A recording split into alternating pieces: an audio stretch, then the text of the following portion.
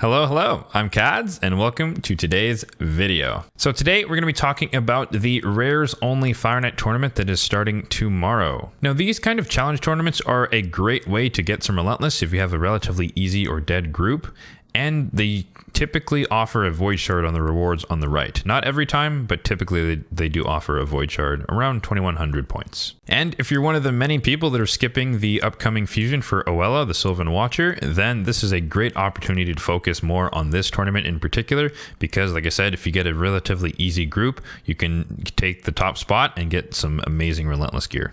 I'm sure we all know what a rare champion is, but it is worth mentioning that when it says only rares, it means only rares, which means you cannot use Armiger, who is an uncommon, who would be great for Fire Night, but as an uncommon, he will not count towards this tournament specifically. They have to be a rare champion only. So let's go ahead and take a look at the team that I will be using for this tournament. As you can see here, I have Gnarlhorn in the lead for the Dungeon Aura. I have two Cold Hearts. Both of them are in Reflex. I'll show the builds later on. I have War Maiden, who's our debuffer, and I have Soulbond Boyer, who's a CC/third or tertiary turn meter control champion. Now, it's worth noting that I do recommend you guys do stage 20, even if you're a highly developed account, because stage 24, 25 would be very, very difficult with just rares, just because their kits are extremely limited. But don't feel bad about stepping down to stage 16. It's Void Affinity instead of Force Affinity, so you can get away with a lot more, and you can kind of just throw in a bunch of random champions, War Maiden, your starter champion, maybe some Cold Hearts, and blast through it pretty quickly. But if you want a better bang for your buck in terms of points per energy spent, then stage 20 is the way to go if you can pull it off. So since this is a bit of a longer run, I'm not going to run it for you guys here live, but I do have a screenshot from one of my previous test runs, and you can see that it takes about 2.5 minutes.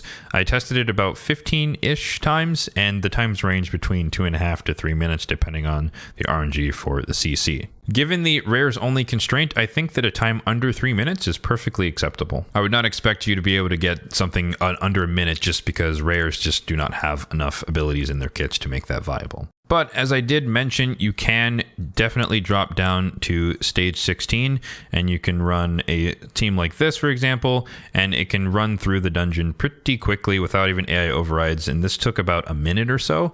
And this is just, starter champions, Apothecary, War Maiden, and a Cold Heart for turn meter control. So you can definitely blast through on stage 16 and that will be a lot easier. So, as promised, I'm going to show you the builds for the champions on my team, and it's worth noting here that you're not meant to copy the stats on these champions or the builds. This is not necessarily integral to the success of the run, but they do help as far as the utility of these champions on my account. So starting off, we have our lovely War Maiden, the farmable rare. Got 37k HP, 2.7 attack, 1500 defense, really low, 224 on the speed, full crit rate, 238 crit damage, and enough accuracy to do the job at 210. Now on the banner, she actually has resistance because I ran out of accuracy banners, so this is kind of useless, but a little bit of extra survivability there.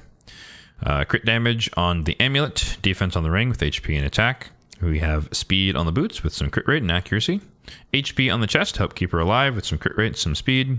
Crit damage on the gauntlets with some speed and some crit rate. Speed and crit, speed and crit, speed, crit, and accuracy. I have her in a toxic set just because it's a little bit of extra poison damage in faction wars, but that is definitely not mandatory. It does help, but it's not mandatory. Next up, we have Soulbond Boyer, who is in a stun set and perception. Her total stats are just above 30,000 HP, 3.7k attack, 1700 defense, 201 speed, 75% crit rate, 193 crit damage, and 264 accuracy. On her, we have an accuracy banner with some speed and attack, crit damage amulet with some accuracy, attack ring with HP and attack. We have speed boots with some crit rate. We have an attack chest with some speed. We have crit damage gauntlets with crit rate. We have some speed and some accuracy on the shield, some speed, some crit on the helmet, and some crit rate and accuracy. Next up, we have Cold Heart number 1, who's in a reflex set with perception. Her total stats are 37,000 HP, 2.6k attack, 1300 defense, 207 speed, 75 crit rate, and 236 crit damage with 351 accuracy. On the banner, she has accuracy with some speed. The amulet, she has crit damage with accuracy. The ring, Blood Shield ring for Scarab, she has HP and some defense survivability stats. We got speed boots with accuracy and crit rate. We have an HP chest with speed and accuracy. We got crit damage gauntlets with some crit rate. We got crit rate and accuracy, speed and crit rate, and speed and accuracy with some crit damage. Cold Heart number 2 is also in reflex and perception. And a very, very similar build. We have 37k HP, 2.3k defense, 2.3k attack, 1300 defense, 198 speed, 72 crit rate, 232 crit damage, and 332 on the accuracy. On the banner, we have accuracy as well with some speed and HP. We have another crit damage amulet with some accuracy. We've got an HP ring with some defense, HP, and attack. On the boots, we have crit rate, that speed boots with crit rate. We have HP chest with speed and crit and some accuracy. Another pair of crit damage gauntlets with crit rate. We have speed accuracy crit rate, speed accuracy, and speed crit. And lastly, we have Gnarlhorn in a regen set. So on him, I have 53,000 HP, 2.4k defense, 226 on the speed, and 327 on the accuracy. He has, as you might guess, an accuracy banner with some defense and speed, a defense amulet with accuracy, defense ring with HP and defense. We have speed boots with a ton of accuracy, triple roll, love to see it. HP chest with speed and accuracy. We have a quad roll on speed in the protection set for the HP on the gauntlets. Then we have some speed. We have some speed and some accuracy, and some speed, some accuracy, and a little bit of resistance. So those are the champions that I will be using. However, depending on your level and development of your account, you might have other options, and we can talk about a handful of those. So starting off with the Banner Lords, the first honorable mention would be Dagger, who has an AoE defense break just like War Maiden, although it's a 75% chance. So I think War Maiden is better, and they're both neutral affinity for stage 20. So for some reason, if you don't have a War Maiden lying around from your campaign farming early game days, then Dagger can work. But again, I think War Maiden is superior. That being said, Dagger does have some in-game applications in potential secret rooms that feature different amounts of rares. For the High Elves, we have Apothecary, everyone's favorite early game, mid game champion, and some late game depending on the champions that you pull.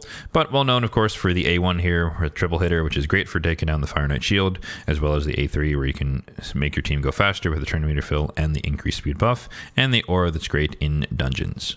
Next, we have Elhain, who can basically represent whoever your starter is, but they all have a decent amount of attack and good multipliers, so they can be just a wave nuker for stage 16 in particular, or just put them in a stun set for late game secret rooms, and they can be one of your CC champions. If you're going more of the slow and steady route and you want to have some sort of support or reviver, then Reliquary Tender is great with the revive, the full cleanse and heals, as well as decrease attack on the A1. So if you want to use her and have a more slower team that can kind of stay alive or be revived if the Fire Knight takes a turn, then she's a great option as a rare reviver. And she is still heavily used in the end game, particularly with the Nether Spider with the full cleanse and the continuous heals. Next up, we skip all the way down to the Ogryn tribes, and we have to talk, of course, about Bellower, who has an AoE on all abilities. So just as normal, he's great in a stun set, and he can be one of your CC champions to stun the enemy waves so they can't take turns and kill your team. Very good in the end game for secret rooms as well. Jumping over to Skinwalkers, we should mention Fleshmonger, who has a decreased defense that is on a 4-turn cooldown and a 75% chance, which is not the best. Again, similar to Dagger, same problem. But he is also viable in secret rooms in the end game for like rare magic, which is one of the ones in this rotation going on right now. And so if you have him built up for that secret room, he can work, particularly if you're doing stage 16. Obviously, he's negative affinity for stage 20, so he's not going to work there. But if you have him lying around, he can decently have a decent chance of placing decreased defense. After that, I wouldn't personally recommend using him, but he is technically an option. Greybeard here, who has a relatively low chance to freeze, and he has provoke on the A1, and he can put counterattack on himself, so he can get more provokes. So he can kind of work in a stun set or something like that, and also a chance to freeze. Not the best, but he is an option if you're just trying to get by with a lower stage, stage 13 or stage 16. Jumping down to Demon Spawn, I should mention Diabolist, who everyone gets from their endless campaign runs.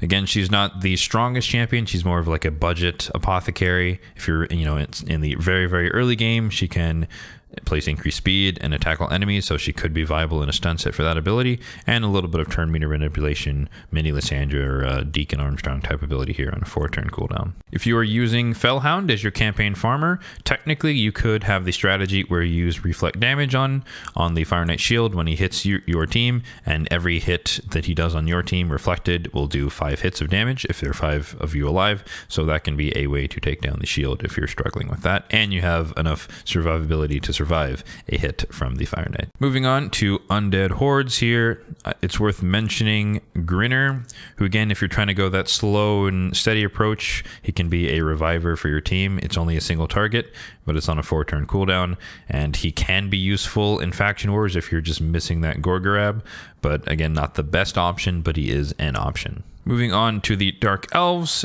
a lot of people run Painkeeper in their Demon Lord Clan Boss teams, but she can also do some double duty here as a healer for your team, as well as reduce the cooldown of their abilities to make them do what they do slightly better.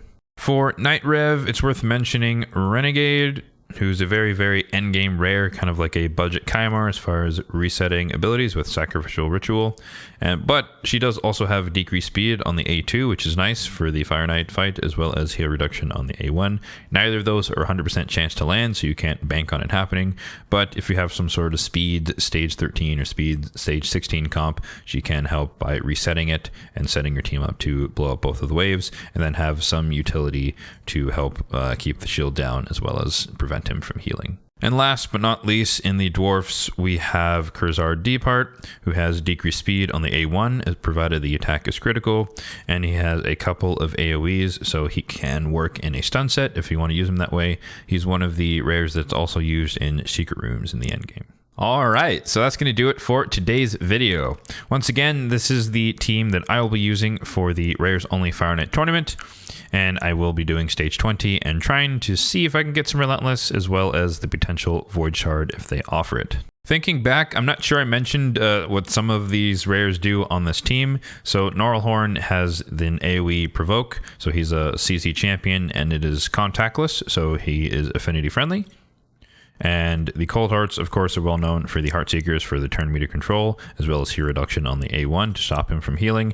And Soulbond Boyer has an AoE on the A1, so that's why she's in a stun set. But she also has a full turn meter depletion, just like the Cold Hearts on the A3. So let me know in the comment section down below if you guys are going to be doing this tournament. And if you are, then let me know what team you're going to be running, because I do love to see what people come up with. Hopefully you get an easy group so you can scoop up that Relentless gear, and if you found this video helpful, then be sure to drop a like down below. I've said it a few times on the channel, but PvE is definitely my favorite part of the game, so I love doing these types of videos. So if you enjoy this type of video, then also be sure to subscribe down below, because I will try to always cover when these tournaments come out. Thanks for watching, and have a good one.